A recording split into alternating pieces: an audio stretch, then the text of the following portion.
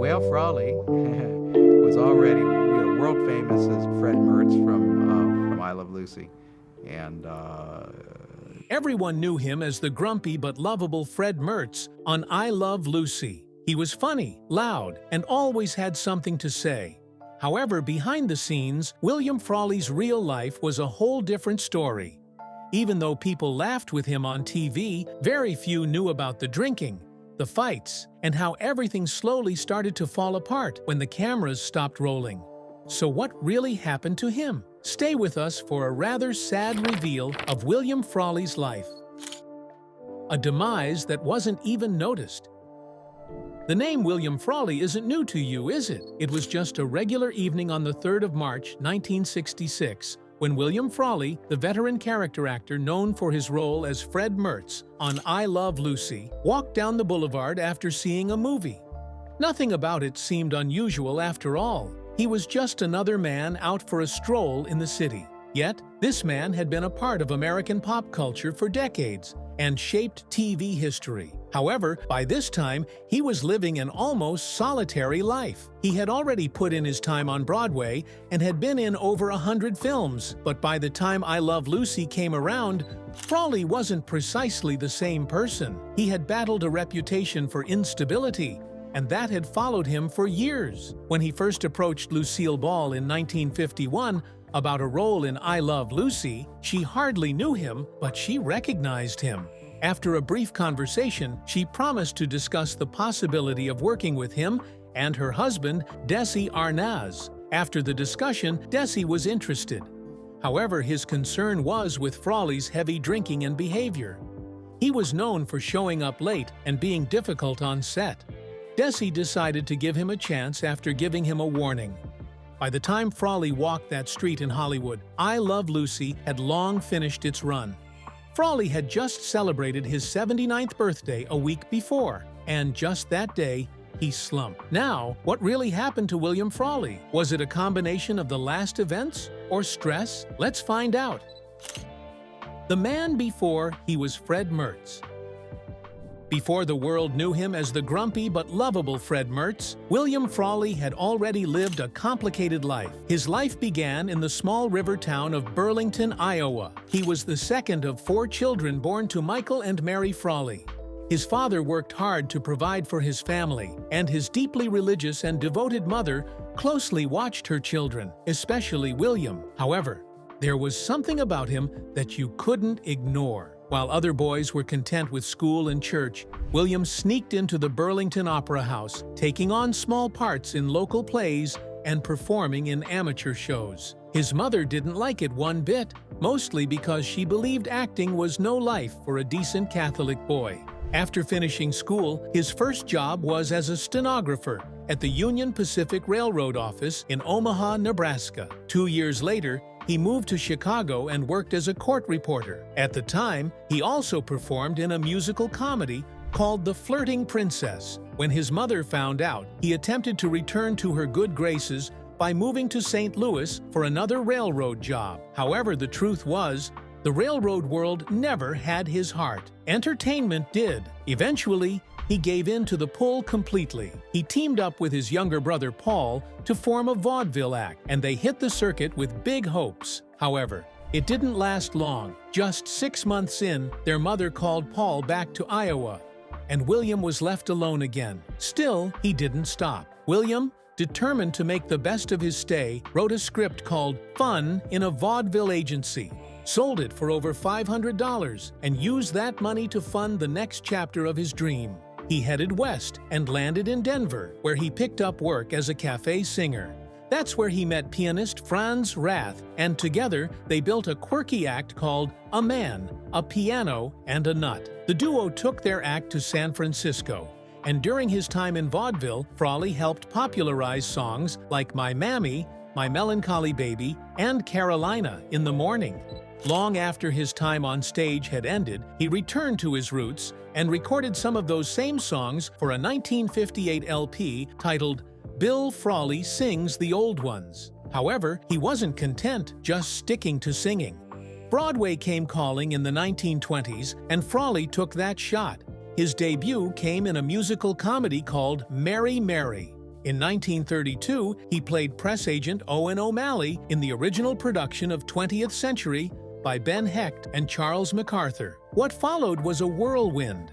Frawley became one of those faces that popped up in just about everything from comedies, dramas, westerns, and musicals. In Miracle on 34th Street, he played the political advisor to Judge Harper, who warns his client of the fallout if he rules that there is no Santa Claus. He was the baseball manager in Alibi Ike, the wedding host in Chaplin's Monsieur Verdoux, and a no-nonsense insurance investigator in My Home in San Antone.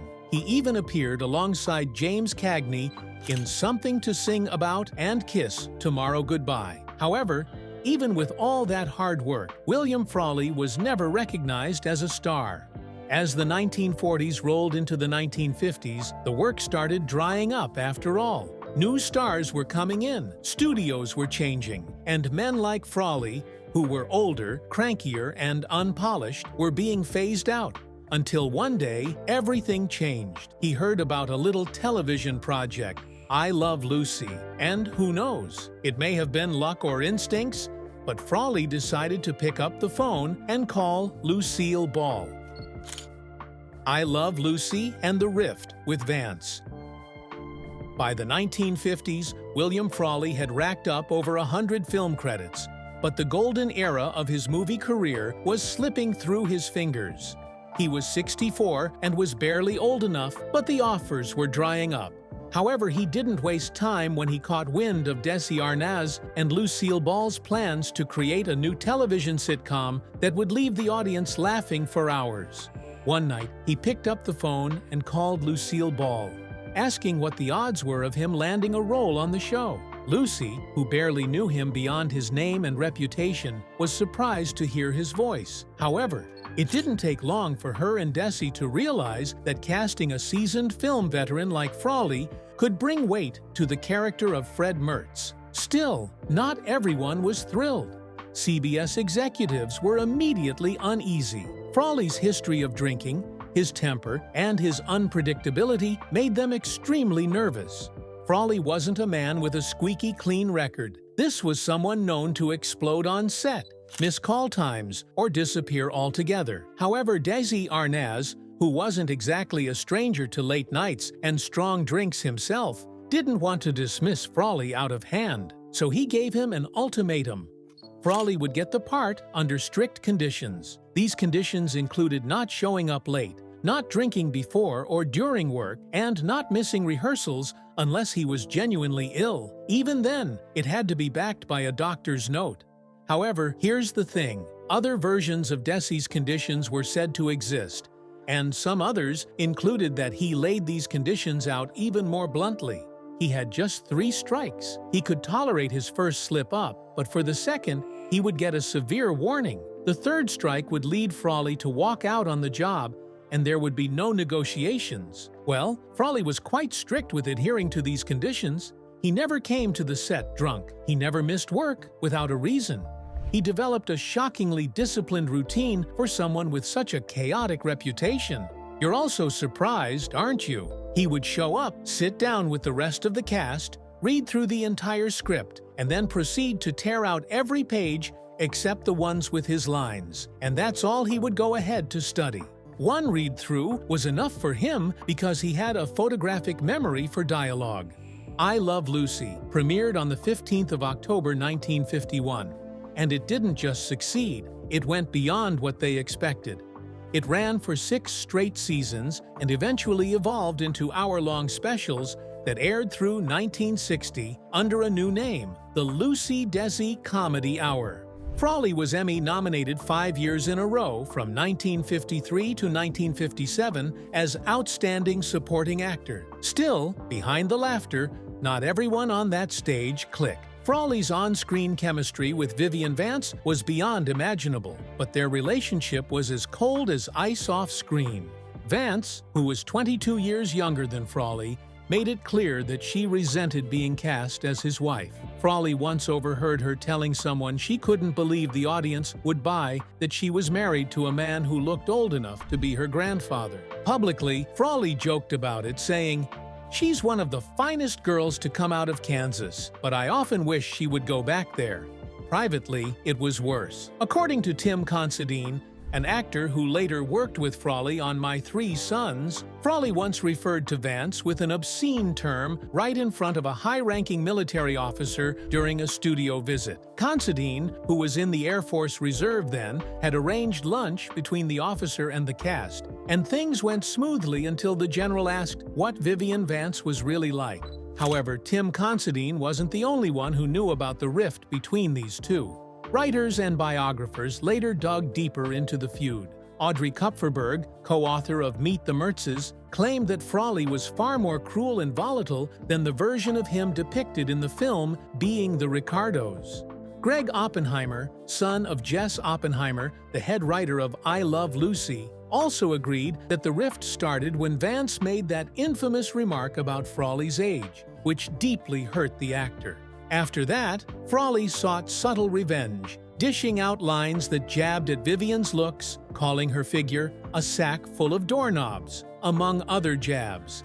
Desi Arnaz had his version of events. In his memoir, A Book, he claimed the hostility started earlier, as Frawley wasn't entirely okay with Vance's casting. Frawley asked where he got her from, and reportedly added that she couldn't sing and bugged him constantly, especially when she tried to direct their dance scenes. Yet, Arnaz swore Vance never held any grudge in return.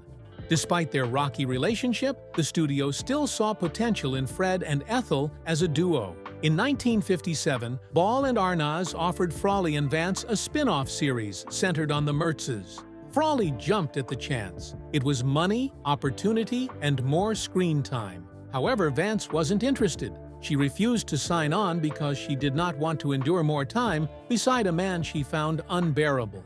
She knew, deep down, that without Lucy and Ricky, Fred and Ethel wouldn't work, and neither would she and Frawley. However, Frawley didn't care. He had other things on his mind, mostly the Yankees. He was an obsessive baseball fan, and in return for Desi's conditions, he had it written into his contract that he wouldn't work during the World Series if the Yankees were playing.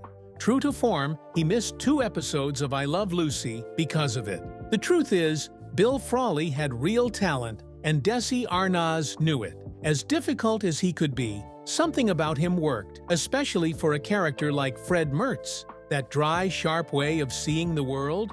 That wasn't an act. It was William Frawley, through and through. However, working with him wasn't easy. He liked doing things his way. He didn't have much patience for people, and usually kept to himself unless he had a drink with his crew or gambling pals. He didn't hide that he didn't think much of women either, unless one happened to be young and beautiful, so he could suddenly turn on the charm.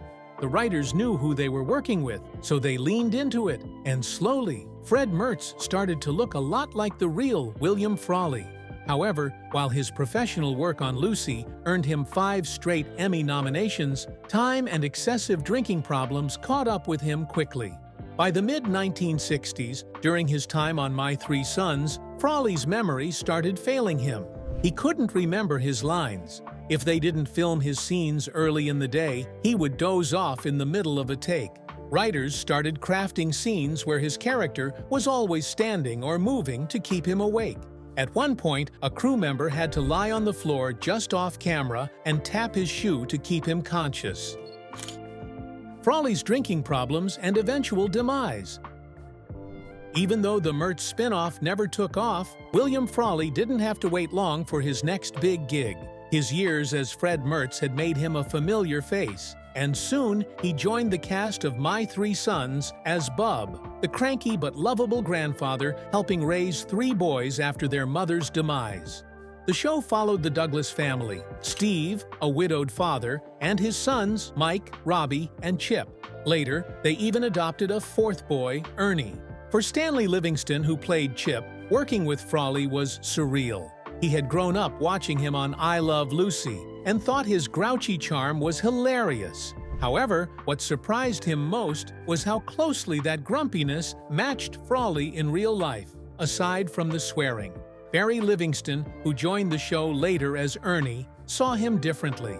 To Barry, Frawley was a Depression-era guy who lived through the Great Depression in America, when millions lost their jobs, barely had food, and had to fight to get by. That kind of life made people tougher, more serious, and less open with their feelings. He drank, but he also pulled pranks and had a strange, fun side that not many people saw. Behind the scenes, though, things weren't always easy. Frawley struggled with the show's odd filming style. Sometimes the scenes were shot out of order to fit Fred MacMurray's tight schedule, which made it hard for Frawley, who was used to working straight through, as he did on I Love Lucy. By the 5th season, it was clear his health was slipping. He could still move and speak fine, but his timing had faded. Eventually, the studio couldn't insure him anymore, and they replaced him with William Demarest, who came in as Bub's brother to help out while Bub was in Ireland.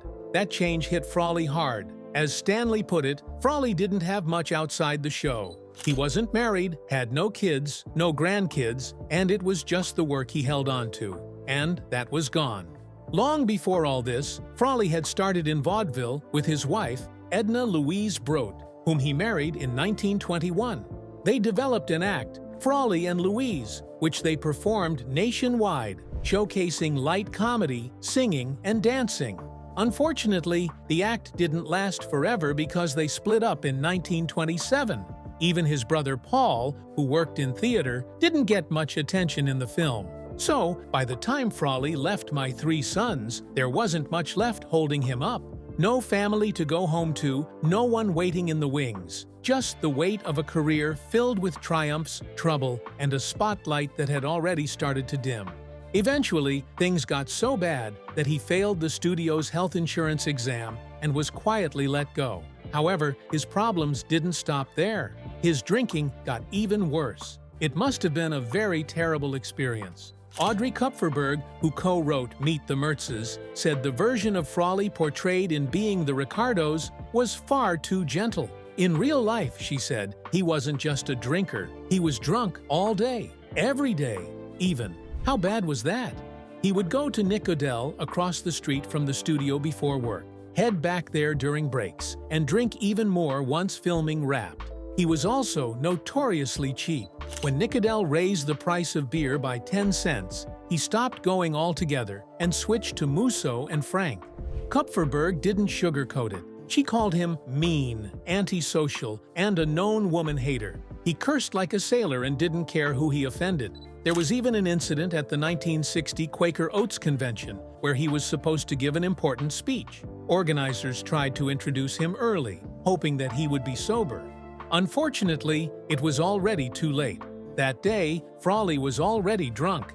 He staggered to the microphone. He looked out at a room full of clean-cut businessmen and said, "I've been introduced in a lot of places by a lot of people, but never have I heard so much nonsense piled up so high as this last guy who introduced me. I don't know who you are, but you are really full of nonsense. Thank you, and good night." Wow, yes, you heard that right. Yet strangely, not everyone had bad things to say about him. Actor Tim Considine, who worked with Frawley on My Three Sons, actually liked him. He called Frawley a terrific guy and said one of his jobs was to go fetch him from Nick Odell when it was time to shoot. Just a year before his demise, William Frawley was still popping up on TV, and one of those appearances was on I've Got a Secret, where the twist was pretty unexpected. His secret was that he was the very first person to sing My Melancholy Baby back in 1912. It wasn't even the first time he performed it on television. Fans of the Lucy Desi Comedy Hour might remember him singing it years earlier in a 1958 episode called Lucy Goes to Sun Valley. His final appearance on camera came on the 25th of October 1965 in The Lucy Show. He showed up for a brief cameo as a horse trainer in the episode Lucy and the Countess Have a Horse Guest. In a wink to their past, Lucy even jokes, "You know, he reminds me of someone I used to know." It was a sweet little moment, although his longtime on-screen partner, Vivian Vance, didn't appear in that episode. Then, just 5 months later, Frawley collapsed from a heart attack while walking along Hollywood Boulevard. He passed away on the 3rd of March, 1966, 5 days after turning 79. Desi Arnaz, heartbroken, took out a full-page ad that read, "Buenas noches, amigo." Frawley's funeral brought together the people who had walked that long road with him.